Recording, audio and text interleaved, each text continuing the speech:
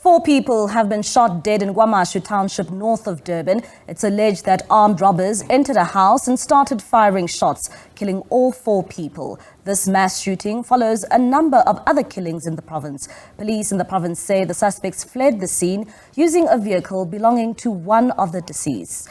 Joining us now to discuss this a bit more further in terms of the violence in KZN, we are joined by UKZN researcher Mary De Haas. Mary, thank you for joining us here on the late edition.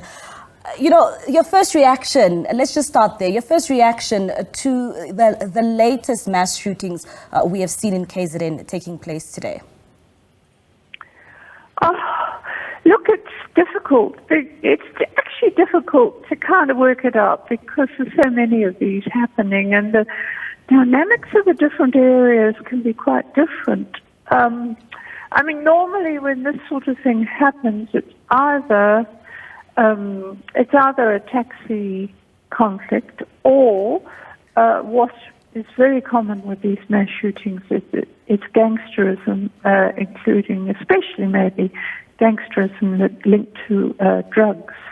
So without more details about, exactly who the family were, for example, and what their connections were, it's quite difficult to guess at the motive. But, I mean, at this stage, motives only emerge much later on, and usually when you know a lot more about it. And then you can guess, but it's only when cases get to court there's more information available. Often you can kind of guess it if you know what the conflicts are in the specific area. I mean, KwaMashu is a big place, and it depends on which area it was too. So, as I said, it's too early to work out further guesses about why it happened. But the common theme in all of this is the one that's really concerning, and that is the ready availability of guns and ammunition to do this. Mary, the police saying this afternoon that, usually something that you have also pointed out, they're usually drug-related, it's gang violence, it's taxi wars in the area. Why would you say that we continue to see this kind of something taking place in KwaZulu-Natal, even though it's been taking place for so long and so many years? Why do we continue to see this sort of pattern? Oh, look, I mean, both taxis and drugs are very old.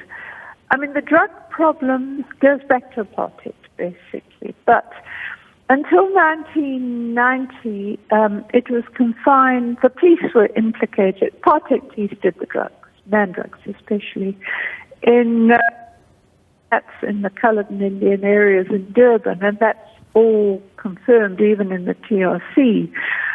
People didn't believe us at the time, but then it was confirmed in the TRC as part of the apartheid chemical warfare program. So that was happening, and then what I noticed was that after 1990, the drugs were spreading all over the place, including to the black townships, rural areas.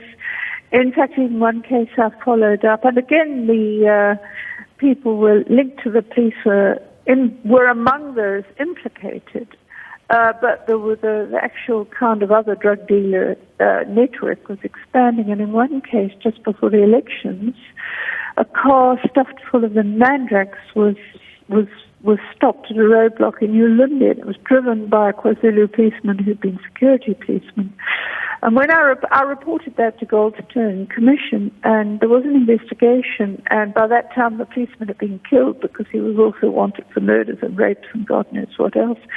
But the point is that the drug dealers were actually convicted. A couple, KwaMashu couple actually, a mother and son, paid for it. So it's a very old problem. But as I said, I noticed how suddenly after 1990 it spread to a lot of black occupied areas, urban and rural, and it's just continued to expand. And of course, it's now there's always been part of it since the 90s. We've had people arrested for things like heroin and cocaine. That's another old problem coming in at the docks in Durban. But I mean, now it's out of control. It's everywhere, and of course, the problem is that that you get it's fed into. I mean, gangs in South Africa are very old established. You get gangs all over the world in deprived areas, you know, where it's an outlet for deprived youth, for example. But of course, the gangs, like in the Cape Flats, it was also recorded, the Mandrax was recorded from the 80s, I think. But what's happened is that the drug network has linked into the gang network, the drug dealers are everywhere. So, as I said, that's a very likely explanation, but we actually don't know, because the taxi killings, although to go in and shoot 4 people in a house is not typical of a taxi killing. You know, that's more likely to happen at the taxi ranks or on the road. So it's just guesswork, but I do want to emphasize that the whole drug thing is extremely serious. It's destroying lives. We really need to look at that, to look at much better facilities for rehabilitation and much better facilities for youth. You know, I say this to faith-based organizations because pastors and ministers are in all these communities. What are you doing to empower youth activities that will take them away from this resorting to drugs? I mean, it doesn't stop it, but if you give the youth more opportunities, involve them in constructive stuff, sports, drama, all sorts of things. Even environmental work is also important.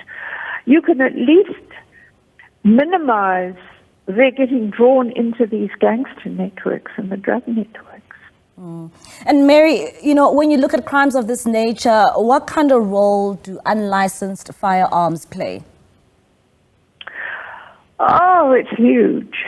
I mean, look, the firearms problem right across the board, whether it's taxis, whether it's gangs, whether it's personal vendettas, business, whatever. But the hitmen and the guns are the common denominator. So, I mean, we have a crisis with gun supply. Look, a lot of guns go missing from the police.